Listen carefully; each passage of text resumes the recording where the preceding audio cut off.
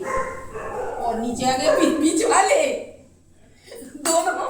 देख रहे हो, वो ही नहीं बता रहा, वहां की सब बता रहा। कौन सी भगवान है?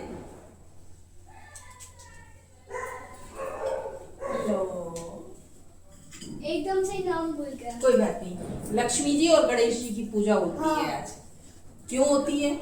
क्योंकि दिवाली के दिन लक्ष्मी जी तो समुद्र मंथन से पैदा हुई, तो उनका हैप्पी बर्थडे होता है, इसलिए उनकी पूजा होती है।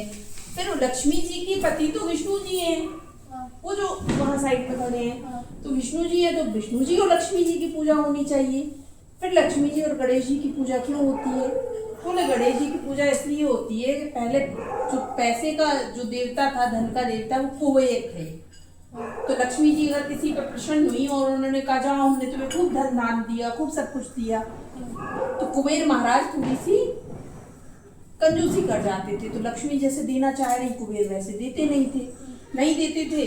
तो लक्ष्मी जी ने विष्णु जी से कहा कि प्रभु मैं तो संसार की सारी दरिद्रता को हरना चाहती हूँ, सबके दुख दूर करना चाहती हूँ, मैं चाहती हूँ सबका घर धन धान से भरा हो।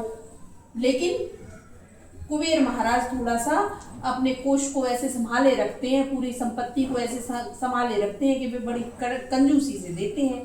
तो बोले एक काम करते हैं, अब गणेश जी को सौंप देते हैं ये। तो गणेश जी ने कहा मैं तो भैया जल्दी प्रसन्न हो जाता हूँ, मैं तो संसार को सब कुछ दूंगा, तो माता जहाँ मैं कृपा करूँ, जहाँ मैं रिद्धि सिद्धि दूँ, जहाँ मैं प्रसन्न हो जाऊँ, वहाँ आपको भी कृपा करनी है। तो तब से ये हो गया कि गणेश जी जहाँ कहें माता इनको दे दो, तो लक्ष्मी जी तुरंत दे देती हैं।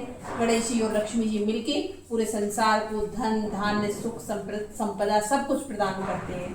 तो इसलिए लक्ष्मी जी और गणेश जी की पूजा होती है। अब दूसरी बात, बोले फिर दीपोत्सव क्यों मनाते हैं? तो भगवान राम लौट के आए थे अयोध्या 14 वर्ष के वनवास से, इसलिए मनाते हैं। तो बोले एक ही दिन दोनों चीजें कैसे हो गई? एक ही दिन ऐसे हो गई कि कभी कभी आपने देखा है कि जिस दिन दादाजी की शादी हुई उसी दिन पापा का बर्थडे भी पड़ सकता है, पापा की शादी भी एनिवर्सरी भी हो सकती है। तो अलग अलग समय में एक ही तिथि के दिन, एक ही दिन बहुत सारी चीजें हो सकती हैं सुखद। तो ये जब सृष्टि का प्रारंभ हुआ तब लक्ष्मी जी उत्पन्न हुई, ये तब का हो गया। लेकिन जब त्रेता युग चल रहा था तब भगवान, देखो 4 युग होते हैं, समय को डिवाइड करते हैं 4 पार्ट में, बड़े लार्ज स्केल पे। ऐसे छोटा क्या होता है, सेकंड से भी छोटा होता है माइक्रो सेकंड्स। ऐसे समय को बड़े स्तर पे जब विभाजित करते हैं तो 4 बड़े कालखंडों में करते हैं। तो सबसे पहला था सतयुग, फिर त्रेता युग, फिर द्वापर और फिर कलयुग, यानी वर्तमान का समय। तो जो सतयुग के बाद त्रेता आया जहां भगवान राम का जन्म हुआ, मर्यादा पुरुषोत्तम भगवान श्री राम और उनके भाई, और सारा बहुत अच्छा घटनाक्रम हुआ। तो राम जब रावण को मार के लंका को जीत के जब अयोध्या वापस आए थे तो आज ही की तिथि थी। तो पूरे नगर वासियों ने बड़ा खुशी मनाई। जैसे तुम लोग आ जाते हो तो हम बड़ा खुश होते हैं, हमारे बच्चे आ गए, हमारे बच्चे। और वे तो राजा भी थे, सबका ध्यान भी रखते थे, और वे इतने समय 14 साल के एक वनवास के बाद लौट रहे थे, सारी असुर जाति का विनाश करके लौट रहे थे, सृष्टि को अच्छा करने के लिए, मंगल करने के लिए लौट रहे थे। सारे लोग बहुत खुश हुए, सब उनको बहुत प्यार करते थे ना, तो पूरे उनके अयोध्या नगरी बहुत खुश हुई। हर एक घर ने अपने दरवाजे पे दीपक रखे, पटाखे बढ़िया शंखनाद हो रहे हैं, हर्ष की ध्वनियां हो रही हैं। तो उस दिन वो इतना बड़ा काम हुआ, तो हम इसलिए फिर दीपावली मनाते हैं। तो लक्ष्मी गणेश का पूजन करते हैं और दीपों की पंक्तियां सुसज्जित करते हैं। दीपक से हम क्या प्रार्थना करते हैं? हम दीपक से प्रार्थना करते हैं कि जैसे आप संसार के अंधेरे को दूर करते हो, ऐसे मेरे मन के अंधकार को दूर करना, मेरे मन को उत्साह से, ऊर्जा से, ज्ञान से भरना, खुशी से भरना।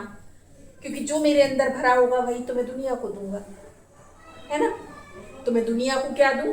खुशियां दूं, पॉजिटिव एनर्जी दूं, और सारा जो कुछ भी काम करूं मैं शुभ करूं, और शुभ के साथ मुझे लाभ प्राप्त हो। लाभ यानी धन संपदा।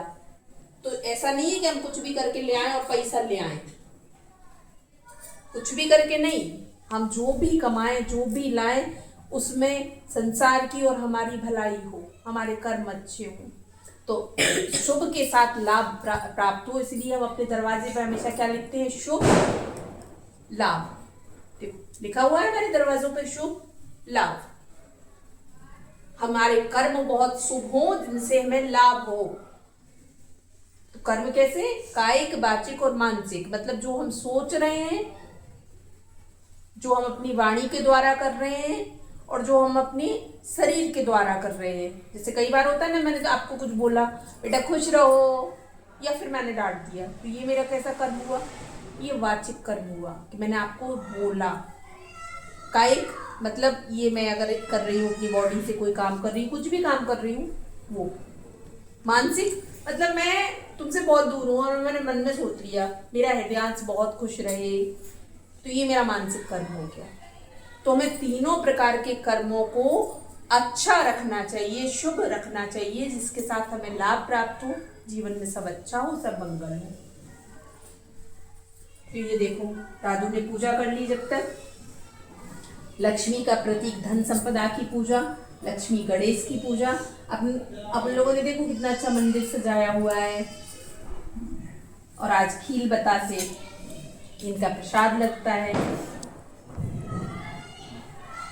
और लक्ष्मी जी को कमल का पुष्प विशेष प्रिय होता है, ये आसन होता है, उनको क्या कहते हैं? कमलासन पर विराजमान होती है कमल पे, इसलिए उनको कमल का पुष्प चढ़ाते हैं।